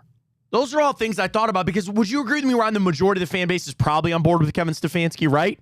I would like to think so, man, but I'm not sure that's the case. And I think a lot of people are just ready for some type of change. Well, I'll tell you this, that I also do think that there's a world that Stefanski, it was more about like his comfortability with the team. And he's, here's what I say. I think he's maybe lost some people as this season has gone on. Well, I doubt he gained anybody as the season went on. So maybe he's lost some people in this. Is there a way to, I don't say recapture, because it all comes back to what Jimmy and D Haslam want to do, right? They're the ones that are going to fire Kevin Stefanski or not. And it's like showing them, this is what it looks like without me calling plays, but I'm still running the ship. I think that greases the wheels to say, this is what it could look like if Mike Vrabel was your head coach. This is what it could look like if somebody else runs this team. That's tough, man. Because I think you've planted the seed. And I think you're going to show them what it looks like without you here. But what's so crazy about this, Matt, is we talked about this months ago, right? When the Browns first brought on Mike Vrabel as a consultant. And what did we say? We said this is a sign that Kevin Stefanski has so much cachet, is so sure of his job, that this is a move he could make and not have to worry about him looming behind him, potentially being the next head coach. Right. Even if things did go wrong. And while we might not have predicted that things could possibly have gone this wrong, the principle's still the same. Like, it's impossible for me to not remember just 2 years ago, right? 2020 and then last year winning 11 games. So much of that was Kevin Stefanski. It was, and that's where the weight of what you've done for me recently, like what, they always say you are what you're what have you done for me recently, basically. It's like, that's what it is. Like versus, he's two-time coach of the year, and we've seen coaches like, that becomes what they feel like is a quick fix, right? And that's, I think, take a good, hard look at some of the other teams, right? The quick fix. Did it help the Jets? Probably not. Hell no. Did it help the Seahawks? Probably. To a point. I think Pete Carroll was just done. He's been there forever, and that's different because he didn't have quite the legacy and all that kind of stuff. The quick fix playbook in the NFL is fire the coach. That's the first thing. Can't fire the players, and you got to have the right GM to turn things over there. But I also see events. I guess it's like hard. Do you see coaches that weathered a storm and came out the other side better? I don't know. look at the legacy types of coaches around the league, right? John Harbaugh, Super Bowl, right? There, early. Mike Tomlin, early, Super Bowl. Still reaping the benefits, but again, still making the right moves. Andy Reid, don't even get me started on him. Sean McVay, early. All these guys had all this success early to then build it. Now, you had to keep it going. But the rest of the league is almost chopped up. Kyle Shanahan, right? Kyle Shanahan might be the prime one of Exactly he's gone. He's not won it yet. But he's still got the cachet. But they're even still looking at him like, dude, now again, they've had a rash of horrible injuries. And there. that was the Eagles with Reid. Well, that's the thing, too. Look at the Eagles and Nick Sirianni. They're ready to move on because that's the next step. You've got this built team, and you feel like the coach is the problem. Here might be the smoking gun for the Cleveland Browns. They don't have a good team anymore. You know that Kevin Stefanski can win with a good team. And you say, that's the most idiotic statement ever. I'll show you some coaches that lose with good teams. I will show you. Now, the Stefanski detractors want to point to this game or point when he went to go for it on fourth down here and, he lost these games with this good team. Ryan, has he truly ever had a really good team in this town? And he's made 2 playoff appearances, won a game that he wasn't at, stop that, and he's 2-time coach of the year. He had a good defense last year. You had 4. I quit saying the 5. Nobody gives a damn that freaking Jeff Driscoll started a game for you. You had 4 different starting quarterbacks last year. You made the playoffs. All right? Has he truly ever had the consistency that even the Jets, now again, last year was whatever, but like this Jets team this year, and they pulled the plug on Robin. Now I think Robert Saleh sucked. Look what Dennis Allen did. I circled. Here's the other thing, too, I want to dive into real quick. List me 32 NFL head coaches. There is in no world that Kevin Stefanski is not a top 16 coach in the NFL. No, I completely agree. If not, I don't say top 10. That's putting a little juice on it. Why would you fire that? Because they're not smart people. Because it's the quick trigger thing to do. Yeah. You want to do that real quick? Here we go. Pulling up a new sheet. We're going to number this bad boy right now. In any particular order. Andy Reid. Oh, okay. Shanahan. This could get... better than Kevin Stefanski. Okay. Sean McVay. Tomlin. Okay, is this going to be for sure labeling them better than Stefanski? Yeah. Tomlin, Harbaugh, John Harbaugh. Matt LaFleur. Okay. I mean, a lot of people... I ain't going to... Okay, that's fine. Dan Campbell. I don't know if Mike McDaniel is or not. I don't know if I want to put... Let's just go by division. Okay, it's too early to tell about Gerard Mayo. Mm-hmm. I'm not counting Ulbrich. Sean McDermott? No. Well, more success, but then again, it's like you have Josh Allen. Maybe. Okay. And not Mike McDaniel. No. Okay, your division. Tomlin and Harbaugh is the only one. South. Not Shane Steichen. Not Doug Peterson. Not Doug Peterson. Not Brian Callahan. And I ain't going to give you D'Amico Ryans. I ain't going to do it. All right? You beat him. Out west. Andy Reid. No Antonio Pierce. Harbaugh, I mean. Not Jim Harbaugh yet. I know you won't do that. Not yet. And what other team? Sean Payton. I think you have to. Okay. Payton. As much as that. All right, physically NFC pains East. It ain't Brian Dable. Not Dan Quinn. It ain't Nick Sirianni. And I mean, Dan Quinn right now. Too early on Dan Quinn. And it sure as hell ain't fucking Mike McCarthy. All right? NFC North. We got Campbell. We got LaFleur. That's You have got to put. Mike You have McCarthy. got to put Kevin O'Connell. Yeah. Got to. And I'm not putting Matt Eberflus on that list. I just am not doing it. To the South. No one Raheem Morris, who I like. Todd Bowles? I don't know. Can't do Dave Canales, and I sure as hell am not putting Dennis Allen on that. So then all you got's the West. Too early on Mike McDonald. We already got Shanahan on it. Jonathan Gannon. We already got McVay, and I put Jonathan Gannon on it. That's 10 for your boy. That's what I'm saying. That's 10 for your boy of Kevin Stefanski. Trust me. And that's not us. That's not us BSing. No. Like, that's serious. And they want to think about moving on from that? Yes, because they're letting Deshaun Watson and the failure that he was and the failure that he led this organization cloud everything. It will all, and like you said, nobody survives a full rebuild. Are they going to take their accountability on that? That is the ultimate question in this whole thing. No. All right. Then Kevin Stefanski can have a job. Correct. And he will walk into another head coaching job somewhere else. Correct. We've seen it before. Correct. Yes.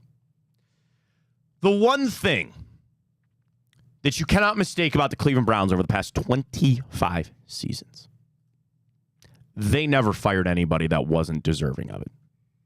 And they also never fired anybody that you said, man, we should have kept that guy. And I love Greg Williams, friend of ours. That I do think was a mistake. They should have gone with him over Freddie, but that's fine. This would be the first time that you would look at it and go, that is a giant mistake. You want to say hiring Hugh was a mistake? You didn't feel that when they hired him. We all thought Hugh was the right call. There has never, ever been a coach that they have fired in the 25, and that's pre-Haslam. I'll go back to 2013 if you want. The Haslams have never made a mistake on firing the coach. Every single one of them was the right call, and not a single damn one of them went off to do anything. This would be a mistake. This would be a guy that would go off to have successes elsewhere. Oh, he would be a nice head coach of the Cowboys. He'd be probably the number one guy. Maybe Ben Johnson, maybe Aaron Glenn. But he'd be the top of everybody's list. He'd go right down to New Orleans and turn Derek Carr right around. Oh, my God, Matt. You know what I just thought of? He'd go to Cincinnati and take Zach Taylor's job. That's exactly what I thought. And he'd win a Super Bowl with Joe Burrow. I know it's exactly what you thought. He'd win a Super Bowl with Joe Burrow. Oh, my God. I don't know if I could handle that. They'd fire Zach Taylor for him. They would fire Zach Taylor to get Kevin Stefanski down there. You and I thought the same damn thing. That would be the ultimate arrow to the chest that would kill my ability to watch football. And you know the Brown family would love to do it, too. You know they would love to do that. Matt, that might happen. Because you want to know how else that'd play out. If the Bengals don't make the playoffs, it'd all be about the same time about all that thing, too. Kevin Stefanski will be the next head coach of the Cincinnati Bengals. You heard it here first on the Matt Fontana show. I don't think I could handle that. Wouldn't that be something? I couldn't handle that. They're not firing. They're not. I'm telling you, as we've talked about this today, we've gotten it out. I've thought more about it. Plus, also, and this is something in my own personal life, get to personal with everybody a little bit. I've got a problem about being extremely reactive when something happens. When I get news I don't like, when I got something, whatever, and I get really angry, I get really sad, I get really upset, I get really depressed, whatever. I need to take a breath. I need to sleep on it. I feel differently today than I did yesterday. When we all got that news that he was giving up play calling, you have that initial shock, and you go, what? Then it starts the hot takes and this and that. He's getting fired, and this means this, and Ken Dorsey that, and Mike Vrabel that, and here we are, bing, bang, boom. Slept on and woke up today. I want to believe, and truly as I think about this, this actually could have been a sign of the power Kevin Stefanski has. Because if he really was worried about his job, I don't think he's giving up play calling. And I don't need this. I take that back. It would be nice to have it of the Haslams coming out and giving a public backing to at least Kevin Stefanski. I don't want to get all tied up in that Andrew Berry discussion. It's just going to piss Ryan off. Yeah, well. But at least for Kevin Stefanski, I'd like it. But maybe he's got that behind the scenes. Now, but that's none of the guys. It was actually Kevin's choice. But also, what is that worth? Not much. Not much. Jimmy Haslam sits down to me with Kevin Stefanski, and he goes, you're good, man. You're fine. You're good. We appreciate you making this right call. If you think that's what's best for the team, that's awesome. We're still behind you. You're still our head coach. We're going to see you next season, all that. Just go out, try to win us some games. We're all behind you. 6 weeks from now, Kevin, it's not working. Yeah, exactly. You know, it means nothing. It means nothing. But I would have to think that's a part of it. I hope. Do you want to know the other dark side of this that we have not discussed to this point yet? What if Stefanski is ready to go? Well, yeah. Now, there's only 32 of these jobs. And that is every coach's dream is to get that bite at the apple. And he did. But if he is just to a point where he goes, you shoved Deshaun Watson on me, and you made this how this is going, this is what it's going to be, and I know I'll have other opportunities elsewhere. Maybe it is, you know what? I'm going to give up play calling. You can see what it looks like, and maybe we'll part ways when it's all said and done. I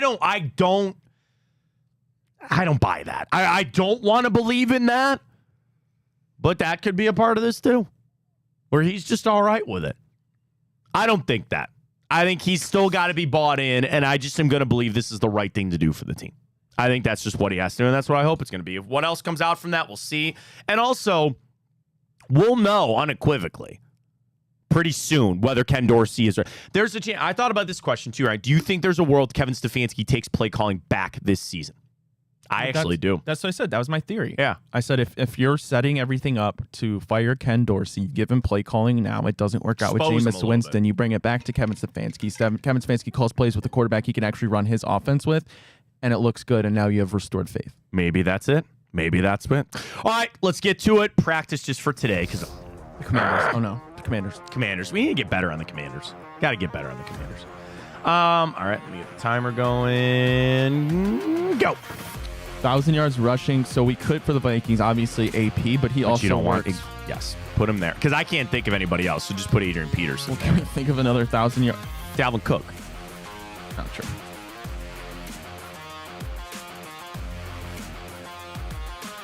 Wait. That's fine. Wasn't Dalvin Cook on the Cowboys? Or did they want him on? No, they did take him on the Cowboys. But I don't think he played a game. Just go Dalvin Cook there. That's fine. Rams. Didn't Kyron get it last year? I mean, you go Todd Gurley. You could go, let's go Gurley. Yeah, I can go better Gurley. like that. Marshawn out. He didn't play for Cowboys. I don't think Beast Mode played anywhere else. I'm sorry. No, I know of what those, you you know mean. what I meant. You know what I meant.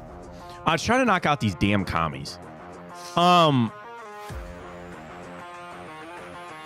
Hargrave went to the... is Rams Washington not Bobby Wagner? It is Bobby Wagner. Good pull.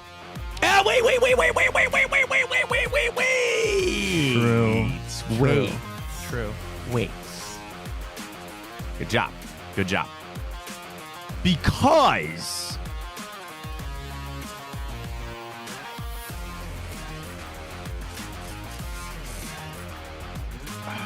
it's not Tyrod. It's not Jacoby Brissett because he didn't play for the Rams.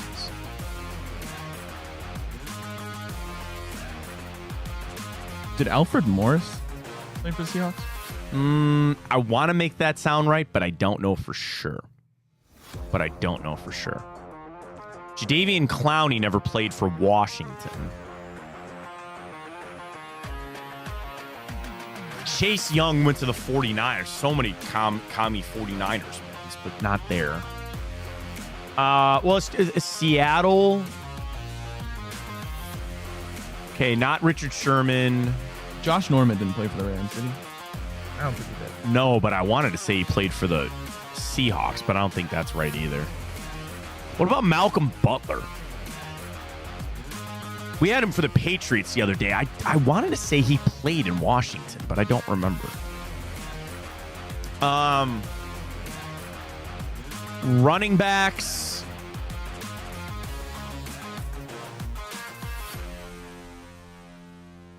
Oh. Washington, Seattle, Terrell Pryor. Yeah. Did he? Yeah. Are you thinking of Josh Gordon? No, Josh Gordon was in Seattle, but I think Terrell Pryor was too.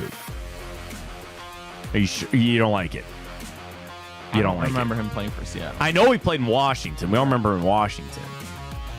I don't know why. Whatever. I mean, we lost this week. I mean, we lost, but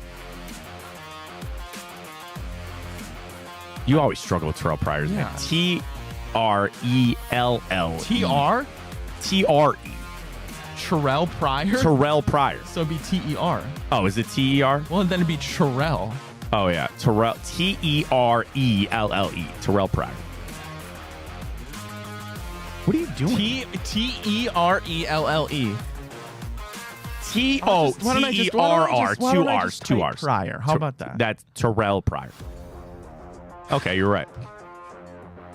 Sorry. All right, well, we know Bobby Wagner would have gone for the other ones. So that's fine. Cowboys, Vikings. That's Xavier Rhodes. Xavier Rhodes. Right? Sure. I'm pretty sure. Okay. 1%. Good job. Rams, Cowboys.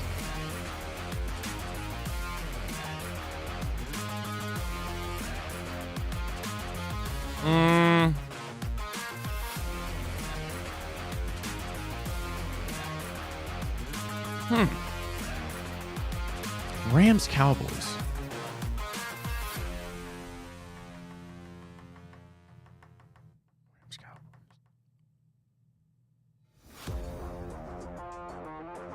Miles Austin? I don't think so. He might have worked in Seattle, though. I don't know. Brandon Cooks. Yeah, I was going to say there had to have been, Brandon Cooks. All right. Ted Bridgewater?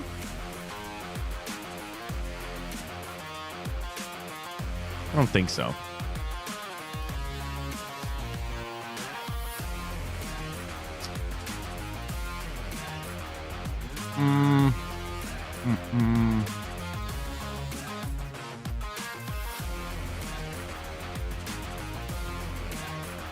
Quarterback. I mean, again, not Tyrod, not Tony. I feel like it's a running back. Think so? I can't put my finger on it.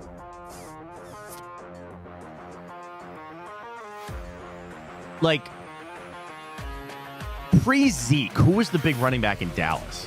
Marco Murray. That's it, DeMarco Murray. But again, I don't think he ever went to Seattle. He went to Tennessee after that. Tony Pollard in Tennessee. That doesn't work there. Offensive line? Nothing's coming to mind. Defensive line? It's also, say, like legacy type of players, but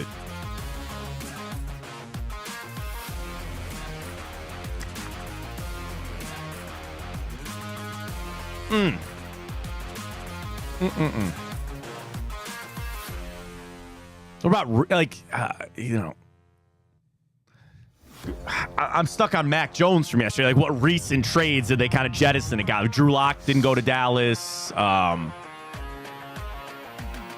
Dude, I don't know. You just want to give up. Kind of fried today. John Kitna. I don't even know who that is. Sean Alexander. I didn't know I Sean don't know, but we got NBA stadiums to rank. Oh, yeah. Let's do that. I forgot to do that as well. So here we go. ESPN ranked all 30 NBA arenas. And I'm going to start at the top because I want to know what their qualifications are on this whole thing. So the state of the art, okay, here it is. We asked our NBA insiders to score each arena on a scale of 1 to 5 in 4 categories: accessibility / location, food and concessions, amenities, and overall fan experience. So again, where is it located? Accessibility. How good is the food? How good is the toilets, amenities, that kind of stuff? And then overall fan experience to come up with a final ranking. Their number 1 arena, Sacramento, the Golden One Center. They said a small market but elite arena. Doesn't have the nostalgia of Arco Arena, but it makes up for top-notch food, amenities, and fan experience. This arena claimed the number 1 spot in our rankings after scoring in the top 5 in all 4 categories, and they were the best accessibility and location of any arena. Number 2, Madison Square Garden. I wish they kind of did like the where it ranked in things. They said it ranked 2nd in accessibility, but was one of the best when it comes to, it was number 1 fan experience and very high on concessions for number 2. Number 3, Chase Center for the Warriors. Number 4, TD Garden for the Celtics. Scotiabank Arena for the Raptors was 5. Little Caesars Arena for the Pistons was 6. Barclays Center and the Nets were 7. Fiserv Forum for the Bucks. I should ask you which of these teams they are. Honestly, do it. All right, number 9. Oh, God, this is going to be hard. Crypto.com. Okay, that's the Lakers. Lakers, right. Number 10, Gainbridge Fieldhouse. Gainbridge Fieldhouse. Okay. Gainbridge Fieldhouse to me sounds like it could be the You're kind of geographically right. You don't even know what I said. You were about to say the Thunder. Yeah, I was. So geographically, Oklahoma City. This place is a little east. The Hornets. Pacers. Pacers. All right, number 11, the United Center. United Center. That one sounds like one I should know. You should. Really? Yeah. Is it an East team? Yeah. Not Philly. Nope. Not the Magic. Nope. Further west and north of the Magic. And north of Philly, actually. The Timberwolves? South that's of them. west. South of them. Give me this one. The Bulls. Oh. United Center. All right, number 12, the Target Center. That's, what were you about to say? I was going to say, we're ranking the best arenas in Target Center, basketball. is that 12 is the Target Center. Is that not Minnesota? That is the Timberwolves. Okay. Number 13, American Airlines Center. Is that Philly? No. Oh, my God. West. The Suns? Nope. The one team? That one team, yeah, that team. West. What's like West geographically or the Western West Conference. Oh. The Western Conference. Oh. When I say it, I'll tell you the conference. Okay. Western Conference. The Jazz. No. It's more south. Yes. I said the Suns. Yep. The Hawks. No, that's East. Damn it. I don't know. Dallas Mavericks. Do you want to keep doing this? Yeah. 14, Casia Center. Casia Center. All right. I'll just say him. If I don't know him, I don't know him. Miami. Okay. Okay. Number 15, the Delta Center. No idea. Former home of Donovan Mitchell. The Utah Jazz. Number 16, State Farm Arena. Nope. Atlanta Hawks. Number 17, the Footprint Center. Nope. Phoenix Suns. Number 18, the Moda Center. Nope. Portland Trail Blazers. Number 19, Paycom Center. Nope. Oklahoma City Thunder. Okay. And at number 20, Rocket Mortgage Fieldhouse. Okay, I know that one. Yeah, good job. Situated right in the middle of downtown, Rocket Mortgage Fieldhouse was ranked 13th overall for accessibility and location. Originally known to local Ohioans as Gund Arena, the venue offers a modernized NBA experience thanks to a $185 million renovation that started in 2019. Transformed the aging venue into a state-of-the-art facility.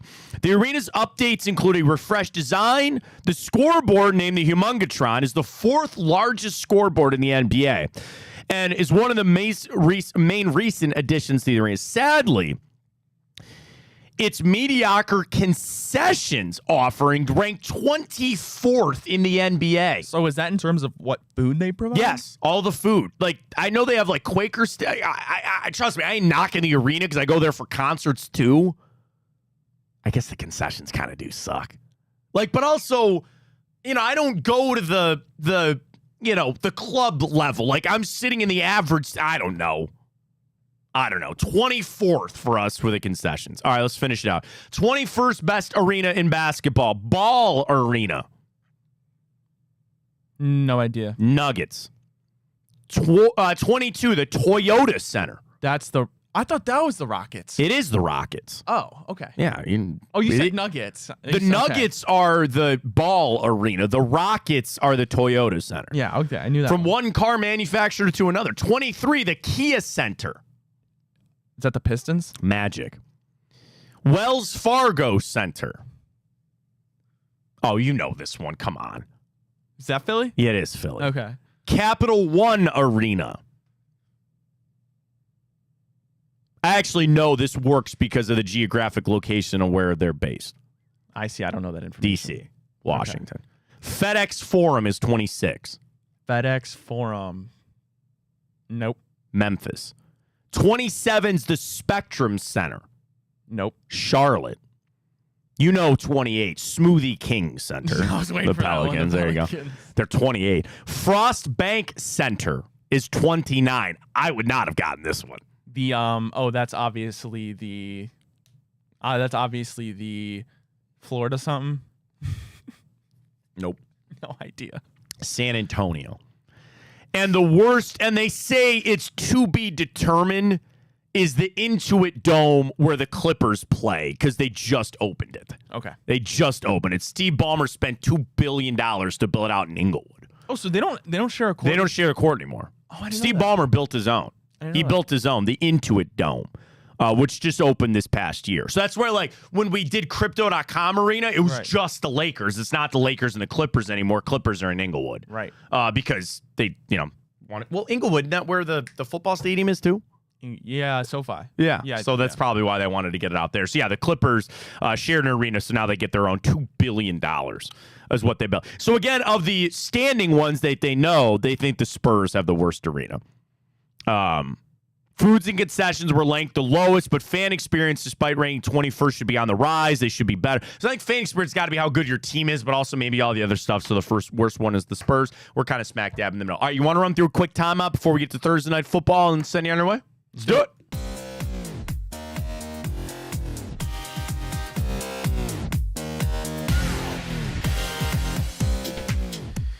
All right, 24th of October. What the hell? Wow. 24th of October. Here we go. All right, we got to go a little ways back. I don't have much over the last couple of years, but we go back to 2017 with a Bleacher Report article from Cavs GM Chris Grant reveals he never wanted to draft Anthony Bennett, and he said, sometimes you F up. You think? Fair enough. Now, you flip that for Kevin Love, which all works out, but he just throws his hand up. He goes, sometimes you mess up. And drafting Anthony Bennett is what it is. 2010, I remember this game. The Browns beat the Saints 30-17. Yes. Peyton Hillis had a touchdown, but Drew Brees threw 4 interceptions. And David Bowens, linebacker, gray hair and all, had 2 pick sixes in that game. Wow. For the Browns to get the win 30-17 to beat Drew Brees and crew. I remember that was one of Peyton. I would say Peyton Hillis' coming out games, but that was a game touchdown. He had like 70 yards, but it was David Bowens that got 2 touchdowns, pick sixes on that. We almost did best album one time, and everybody's going to compare their favorite artists and all that kind of stuff. Love it, whatever it is. But this is one of my favorite albums of all time. Linkin Park released Hybrid Theory this day 2000. Crawling in the End. Oh, my God. Even some of the other ones on that album, but Hybrid Theory. I'll be cranking that on the way home this day 2000. This day 1992, the Toronto Blue Jays win the World Series to become the first ever non-United States team to win. Nice. Started in Montreal.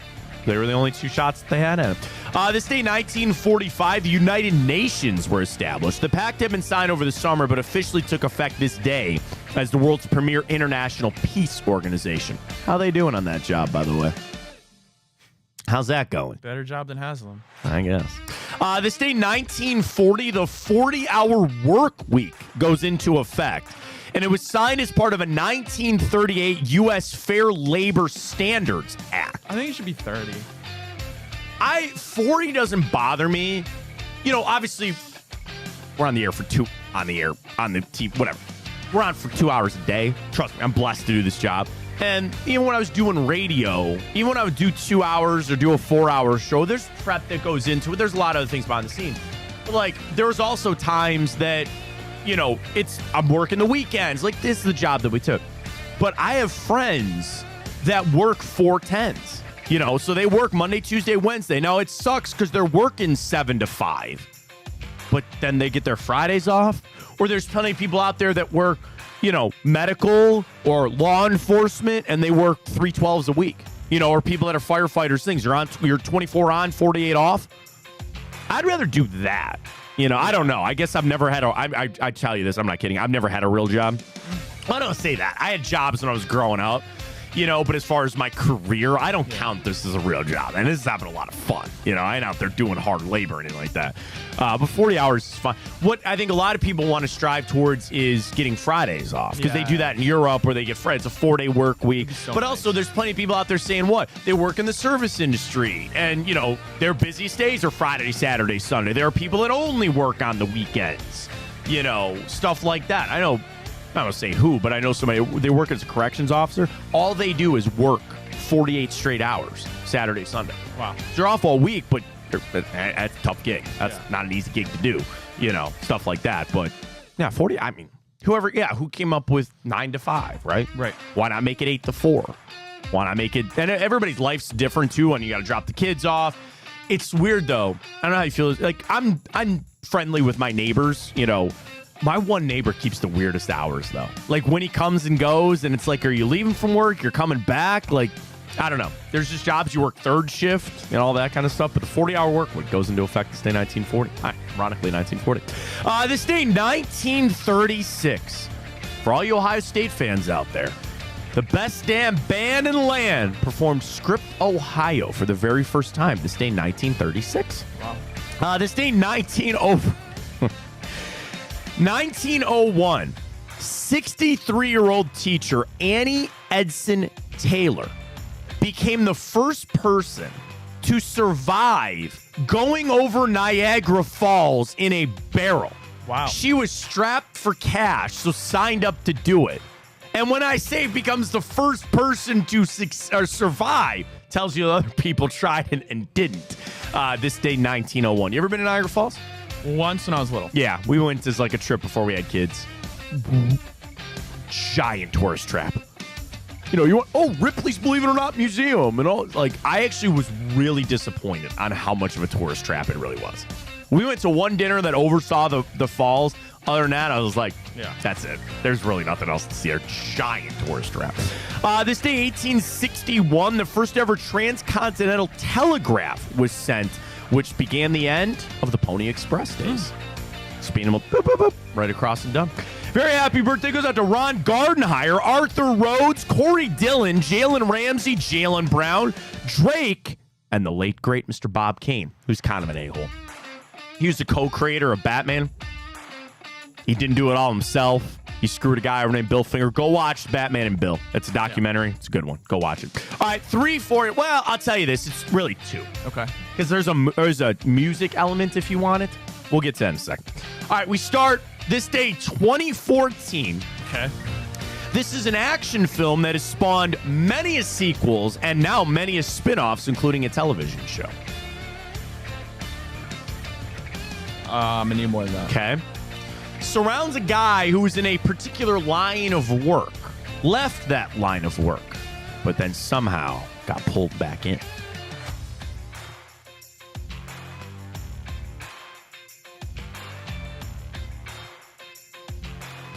What? I might lay it up with the next one, but I guess we're out of time, so I might as well do them. They call him Baba Yaga. Oh, you don't know that either, huh? No. Oh, interesting. The Boogeyman? The Boogeyman. And he goes, well, he wasn't exactly the Boogeyman. He was the man that you would send to kill John Wick? Boogeyman.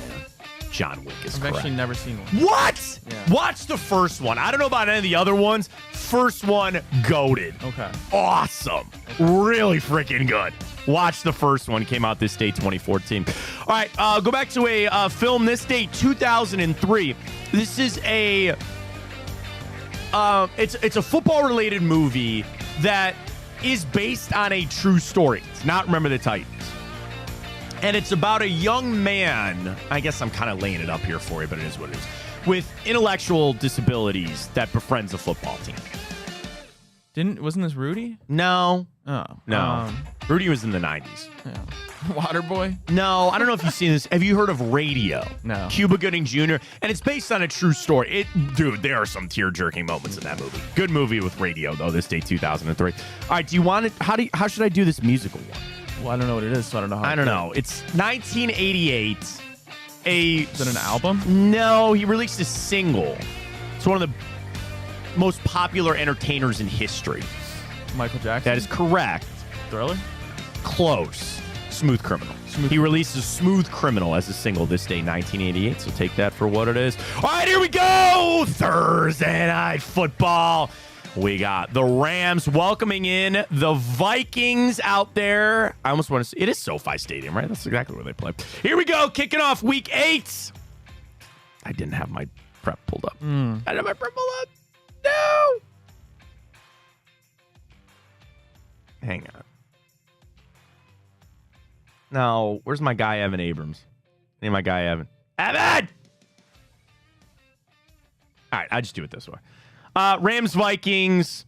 Vikings 3-point favorites in this one. Minnesota coming off their first loss of the season after a last-second field goal to the Lions. But it's shocking that they're only 2.5 to 3-point favorites over the Rams. Cooper Kupp in line to return, Puka Nacua not. Vikings, I think, have got to be the play here. Cooper Kupp anytime touchdown, though, they really like that one at plus 125 just because they have nothing else going for. So the Action Network likes a parlay of the over. I'm sorry, no. They like the under 48, Cooper Kupp anytime touchdown, Vikings minus 2.5. That's what they have there. All right, here's my guy, Evan. All right, I'm ready to go. You ready? Here we go. Sam Darnold's first start for Minnesota in the 4 o'clock window or later. Darnold in his career is just 5-10 straight up in games played at 4 o'clock or later, and he's just 1-2 straight up in his career when he's listed as the favorite. Since 1990, undefeated teams, after suffering their first loss of the season in week 8 or later, come in 29-21 straight up and 22-28 against the spread in their next game. So again, for the Vikings to be undefeated as long as they were into the season, their next game, this history tells you they'll win, but they'll not cover. But the spread being as close as it is, I think you vibe here with the Vikings. When listed team is a road favorite, they are just 8-8 straight up in that situation and 6-10 against the spread. Matt Stafford's played on Thursday Night Football 4 times in his career. As a dog, he is 0-2 straight up and 0-2 against the spread.